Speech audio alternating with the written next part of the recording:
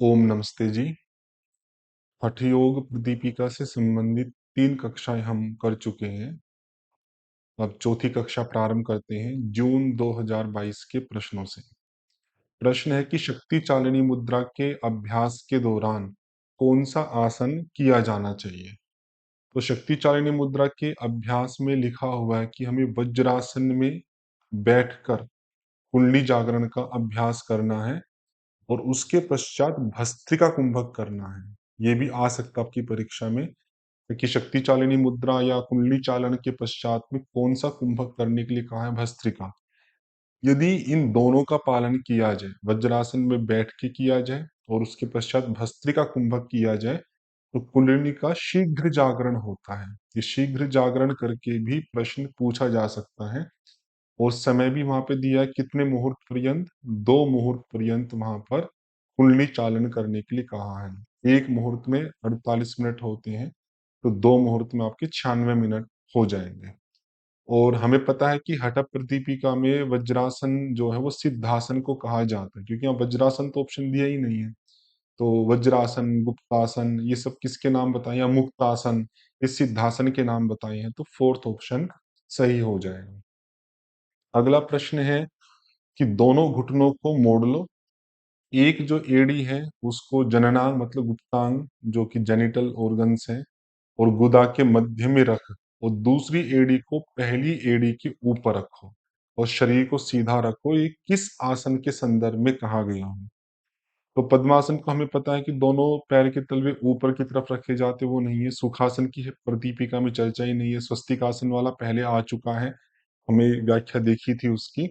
ये सिद्धासन के बारे में कह रहे हैं। सिद्धासन के लिए वहां पे आता है आपका श्लोक, योनिस्थानकम अंघ्रि मूल घटितम कृत्वा दृढ़म विन्यसेत मेढ्रे पादम। मेढ्र मतलब वही जननांग को बोलते हैं। मेढ्र में एक पाद अथ एकम एव, उसके ऊपर फिर एक रखना है। तो पहले तो योनि प्रदेश में, योनि प्रदेश वही है आपका जो इन्होंने कहा है, जननांग और गुदा। मैंने पहले भी कहा था कि एनस और पीनस इन दोनों के बीच का जो स्थान है उसको योनि स्थान कहा है। तो यही लिखा योनि स्थानम, तो यहाँ पे योनि स्थान ने लिख के उसकी क्या व्याख्या लिख दी, जननांग और गुदा के मध्य रखो। ये हो गया आपका।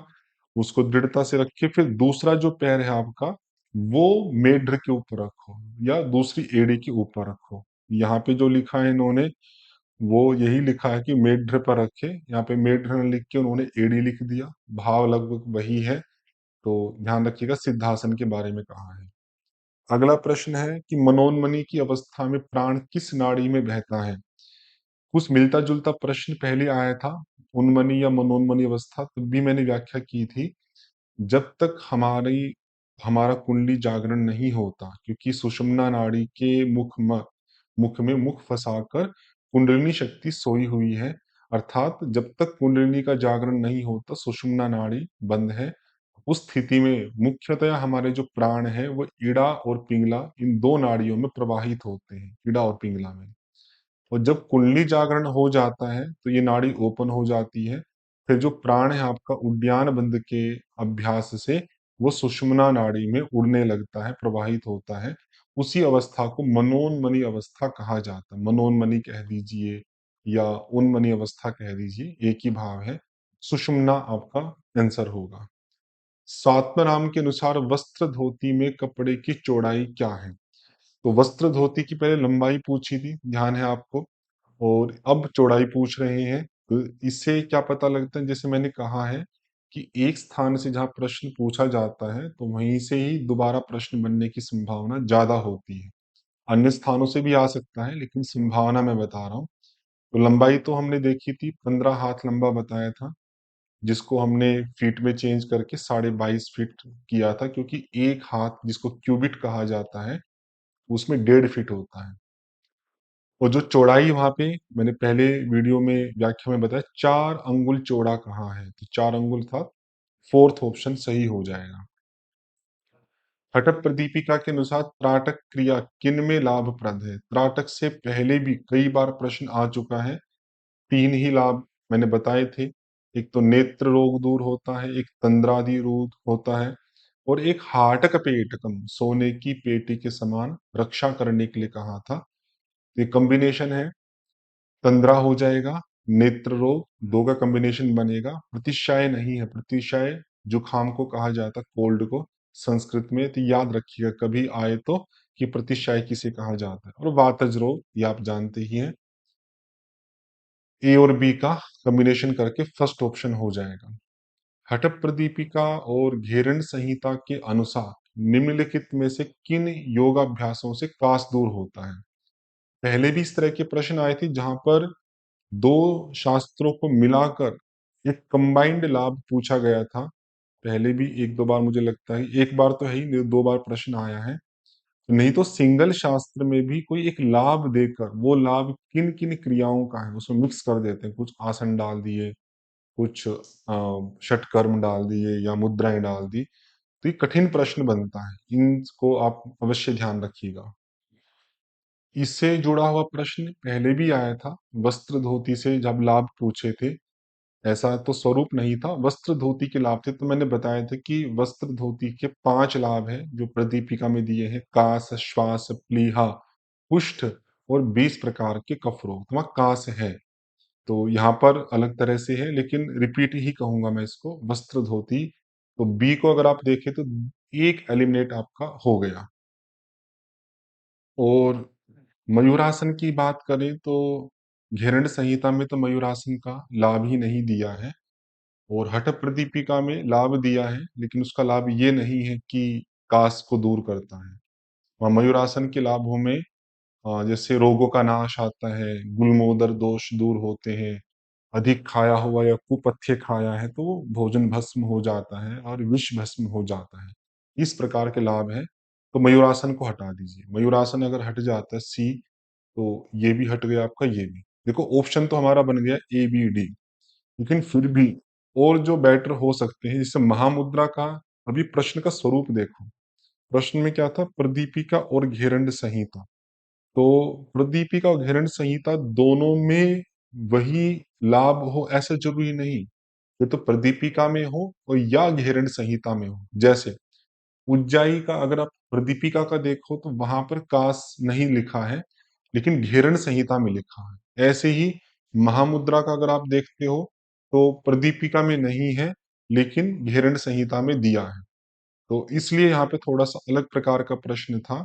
जैसे उज्जाई का अगर आप देखो घेरण संहिता में, उज्जाई के क्या लाभ देते हैं वहां पे, कि कई लाभ है। कंठ के कफ दोष दूर, शरीर की अग्नि प्रदीप्त, नाड़ी जलोदर और धातुगत दोषों का नाश। कास नहीं है, लेकिन दूसरी तरफ वहां पे दिए हुए हैं उज्जाई का लाभ, तो वहां पे कास है। कई सारे लाभ है वहां पे, उसमें एक लाभ आपका कास भी दिया गया है। जैसे कौन कौन से लाभ है? कफ रोग, क्रूर वायु का निवारण, अजीर्ण, आमवात, क्षय, कास, ज्वर, प्लीहा, तो वहां पे कास भी आपका दिया है। ऐसे महामुद्रा में, प्रदीपिका में महामुद्रा का कास लाभ नहीं है, लेकिन हठ उसमें घेरण संहिता में है। घेरण संहिता में वही क्षय, कुष्ठ, गुदावर्त आदि करके जो था, उन्हीं प्रकरण में आपका कास भी लिखा गया है। जो 5 रोगों का कॉम्बिनेशन था, उसके साथ में कास भी उन्होंने लिखा। क्षय, कास, गुदावर्त नहीं, वो 5 वाले नहीं है, यही है क्षय, कास, गुदावर्त, प्लीहा और जीर्ण या अजीर्ण ज्वर आदि। या वलित पलित भी है, वलित पलित करके भी आपका प्रश्न आता है। तो अच्छा प्रश्न था, ध्यान रखिएगा। ए बी डी ये ऑप्शन बनेगा। ध्यान रखना, उज्जाई और महामुद्रा प्रदीपिका में कास नहीं है, घेरण संहिता में है, और वही कॉम्बिनेशन यहाँ पे प्रश्न में पूछा था। किसी व्यक्ति के लिए निम्न में से किन गुणों की आवश्यकता है जिनसे कोई 1 वर्ष से अधिक योगाभ्यास करके सिद्ध बन सकता है? तो ये प्रदीपिका के पहले ही उपदेश में आता है कि 1 वर्ष से कुछ अधिक समय में जो सिद्धि प्राप्त करना चाहते हैं, ऐसे योगी की क्या लक्षण है? वहाँ पे ब्रह्मचारी, मिताहारी क्रमशः याद हो सकते हैं, कभी क्रम आ जाए तो ब्रह्मचारी, मिताहारी, योगी, सॉरी त्यागी और योग परायण। ये 4 आपके दिए हैं। अन्य शास्त्रों में भी आता है, वहां पे अलग है, मैं प्रदीपिका की बात कर रहा हूँ। तो त्यागी भी है वहां पे, मिताहारी भी है, और ब्रह्मचारी भी है, और योग परायण भी है। तपस्वी की बात वहां पे शब्दशः नहीं की है, बी हटा दिए, तो A C D E first option हमारा सही हो जाएगा। क्रम भी याद रखना, ब्रह्मचारी, मिताहारी, त्यागी और योगपरायण, इस तरह का क्रम है। दिसंबर 2021 के प्रश्न देखिए, नादानुसंधान के किस चरण में विविध प्रकार के गंभीर नाद सुनाई देते हैं? तो ये नाद अनुसंधान से पहले भी 2-3 बार प्रश्न था। एक बार प्रारंभिक ध्वनि पूछी थी, एक बार अंत ध्वनि पूछी थी, आगे भी आते ही रहेंगे। तो नादानुसंधान के प्रारंभिक चरण में, जब अभ्यास का प्रारंभ चल रहा है, तब गंभीर नाद, गंभीर के लिए महत् शब्द का या स्थूल शब्द का भी प्रयोग किया जाता है। तो महत् ध्वनि सुनाई देती है या स्थूल ध्वनि सुनाई देती है, इस प्रकार के शब्दों का प्रयोग भी किया जा सकता है। तो ऐसा नहीं कि वहां पे गंभीर ही लिखा मिले, संस्कृत जो शब्द हैं उनको भी आप अच्छे से ध्यान रखिएगा। तो प्रथम अभ्यास में यहाँ पे आ जाएगा, यहाँ पे प्रथम अभ्यास, अभ्यास का पहला चरण, पहला ऑप्शन। मध्यम अभ्यास नहीं है, अभ्यास की पूर्णता नहीं है, अभ्यास की शिथिल अवस्था भी नहीं है। प्रदीपिका के अनुसार किस आसन की सिद्धि पर तीनों बंध अनायास ही लग जाते हैं? ये सिद्धासन का लाभ था, और एक बार सिद्धासन का लाभ आया था 72,000 नाड़ियों का शोधन। तब मैंने बताया भी था कि एक तो ये आ ही गया है, और दोबारा भी इससे प्रश्न आ सकते हैं। 3 लाभ वहां पर दिए थे। एक तो मोक्ष द्वार का भेदन, सिद्धासन सिद्ध होने पर सिद्धासन के अभ्यास से मोक्ष द्वार का भेदन, 72,000 नाड़ियों का शोधन जो कि आ चुका है। और जब सिद्धासन दृढ़ होता है, तीनों बंद की अनायास ही, अनायास, आयास बोलते हैं प्रयास को, प्रयत्न को, और न आयास, अनायास, बिना अतिरिक्त प्रयत्न के ही सरलता से लग जाते हैं। तो सिद्धासन का लाभ, ये 3 बंद की बात वहां पर अन्य में भी की गई है, उसको भी ध्यान रखिएगा। सिंहासन में आता है कि तीनों बंधों के अभ्यास को सरल बनाता है। तो शब्दों पे विशेष ध्यान देना है। यदि पूछे तीनों बंधों की अनायास प्राप्ति, तो सिद्धासन, और तीनों बंधों के अभ्यास को सरल बनाता है, इस तरह से पूछे, तो सिंहासन आपका वहां पर आंसर होगा। और सिंहासन यहाँ पे दिया भी नहीं था, तो कंफ्यूजन की कोई बात ही नहीं थी। तो ए ऑप्शन आप चूज कर सकते हैं। और दीपिका के अनुसार सूर्य भेदी प्राणायाम के क्या लाभ है? सूर्य भेदी प्राणायाम से पहले भी प्रश्न आया था, लाभ भी पूछे गए थे आपके, बिल्कुल प्रारंभ का ही शायद वीडियो था। और दोबारा फिर आ गया आपका सूर्य भेदी के लाभ। 3 ही लाभ वहां पे है, कपाल शोधन, वात दोष हनन और कृमि दोष हनन। तो कपाल शोधन हो गया आपका, कृमि दोष को दूर करता, ये हो गया। बाकी नहीं है, कफ का नाश ये भी नहीं है, जठराग्नि प्रदीप्त करता है ये भी नहीं है, सृष्टि और संहार की क्षमता बढ़ाता है ये भी नहीं है। ये शीतकारी का है, ये जो सृष्टि और संहार कारक है जो लिखा है आपका, ये शीतकारी का लाभ है, ये ध्यान रखने का। बाकी 2 है आपका, कपाल शोधन और कृमि दोष। कफ दोष तो कईयों में आता है। तो ए और डी, फोर्थ ऑप्शन सही हो जाएगा। और दीपिका के अनुसार पथ्य आहार के घटक नहीं है, मतलब नहीं पे ध्यान देना, अपथ्य पूछा है इन्होंने, या जो पथ्य नहीं है वो बताने हैं। तो पथ्य, पथ्य से पहले भी 2-3 बार प्रश्न आ चुका है, ये दोबारा है। तो जैसे साठी चावल तो पथ्य है, ये तो नहीं होगा। दही है, ये अपथ्य में है, तो वही पूछा था कि पथ्य नहीं है, तो दही हो गया। मधु जो था, ये भी बताया था, मीठे के अंदर वहां पे 3 चीजें खाने के लिए बताई है, खंड, सीता और मधु। मतलब खांड ले सकते हैं, सीता मतलब मिश्री ले सकते हैं, मधु तो ये भी नहीं है, और मिश्री भी नहीं है। दही हो गई। अच्छा, ग्रुपिंग, हाँ, तिल है, तिल भी वहां खाने के लिए मना किया है। तिल, तेल और सरसों, ये 3 का जोड़ा मैंने बताया था। तिल, तेल और सरसप मतलब सरसों का तेल, इन तीनों को उन्होंने खाने के लिए मना किया है। तो पथ्य नहीं है पूछा है, तो एक तो हो जाएगा बी और एक हो जाएगा ई। बी और ई अर्थात सेकंड ऑप्शन सही हो जाएगा। निम्न में से कौन नाथ संप्रदाय के अनुगामी नहीं है? तो प्रदीपिका में प्रारंभ में ही आपके अनेक प्रकार के नाथ योगियों की चर्चा की गई है। लगभग 33 नाथ योगी वहां बताए गए, 33 हठ योग परंपरा के आचार्य के नाम से। तो यहाँ पे नहीं पूछा कि कौन नहीं है। तो सारे नाम तो मैं नहीं बोल सकता, काफी है, लेकिन चौरंगी वहां पर दिया गया है, और कपाली भी दिया गया है। सिद्धि और बुद्धि इकट्ठे करके दिए गए हैं, सिद्ध, सिद्धि, बुद्धि, कंथड़ी, कौरंटक, सुरानंद करके। चंड नहीं दिया है वहां पे, और कंठ भी नहीं दिया है। तो बी और डी, ये बी ऑप्शन है। बाकी अन्य जो आचार्य हैं में जो नहीं बोले हैं, आप पुस्तक से या नोट से आप देख के तैयार कर लीजिएगा, पूछे जा सकते हैं। यहाँ पे मैचिंग के लिए दिया है कि कौन से आसन का लाभ किसके साथ मैच होगा। जैसे त्राटक का तो अभी आया ही था। त्राटक से क्या होता है कि 3 लाभ दिए थे, एक तो नेत्र दोष दूर थे, एक तंद्रा का भाव था, एक हार्ट का पेट का। तो चलो देखते हैं ट्राई करके डी का 1। डी का 1 करते हैं तो बी हट गया आपका, और अच्छा एक ही हट पाया है, बाकी भी देखिए। मयूरासन में आता है आपका हरति सकल रोगान आशु गुल्मोदरादीन अभिभवति च दोषानासनम श्री मयूरम बहुकद अशन भुक्तम भस्म कुर्यादशेषम जनयति जठराग्निम जारयेत कालकूट। तो जारयेत कालकूटम ये मयूरासन का है। और इसमें एक ध्यान रखना है कि अग्नि प्रदीप्त के संदर्भ में ही मैं बता रहा हूँ, जो पश्चिमोत्तानासन का है। जठरानलस्य उदयम् इति पश्चिमत्तानासनम् अग्र्यं पवनं पश्चिमं वाहिनं करोति उदयं जठरानलस्य कुर्यात् उदरे कार्शम अरोगताम च पुंसा।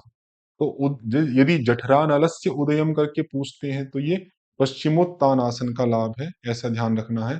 और जो ये है आपका जठरदीप्तिम, इस प्रकार की जो शब्दावली है वो मत्स्येंद्रासन का है। मत्स्येंद्र पीठम जठर दीप्तिम प्रचंड रुगमंडल खंडनास्त्रम अभ्यासतः कुंडलिनी प्रबोधम चंद्र स्थिरत्वम च ददाति पुंसा। तो मत्स्येंद्रासन का हो जाएगा आपका जठर प्रदीप्ति। तो जठराग्नि प्रदीप्त की जो बात है वो तीनों में की है। जैसे दो की तो आई गई आपकी, मत्स्येंद्रासन का है ये, और पश्चिमोत्तानासन का है जठरानलस्य उदयम। और मयूरासन में भी आता है जनयति जठराग्नि। वहां पे पंक्ति क्या है आपकी, जनयति जठराग्नि। ये आगे भी पूछा जा सकता है, इसको ध्यान रखिएगा।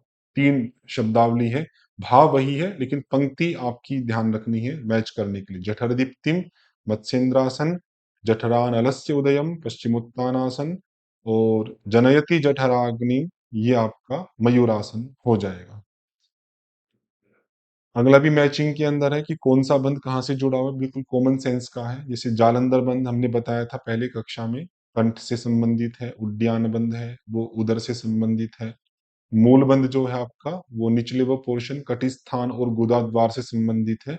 एक जिह्वा बंध भी है, उसकी शास्त्रों में जो आपके सिलेबस में लगे हैं उसकी कोई खास चर्चा नहीं है, लेकिन माना जाता है। तो ये जिह्वा से ही संबंधित है, जीभ और तालु। खेचरी मुद्रा में भी प्रयोग करते हैं इसका, जिह्वा बंध का। ऊपर की तरफ जिह्वा को लगाना तालु प्रदेश में, इसको जिह्वा बंध कहा जाता है। कथन कारण का प्रश्न है कि कुंभक से पूर्व आसन और षट कर्म का अभ्यास आवश्यक है। तो ये पंक्ति सही है, सही लग रही मुझे तो। कुंभक है तो कुंभक से पहले षटकर्म की बात तो आती ही है, शुद्धिकरण करने के लिए नाड़ी शोधन की भी बात आती है, और आसन की भी बात आती है। आसन से शरीर स्थिर होगा, दृढ़ होगा। तो वही कारण के रूप में लिखा कि आसनों के द्वारा शरीर दृढ़ होने पर और षट कर्म द्वारा शरीर की शुद्धि होने पर ही कुंभक का पूर्ण लाभ प्राप्त होता है। तो अभ्यास आवश्यक है कुंभक से पूर्व आसन और षटकर्म का।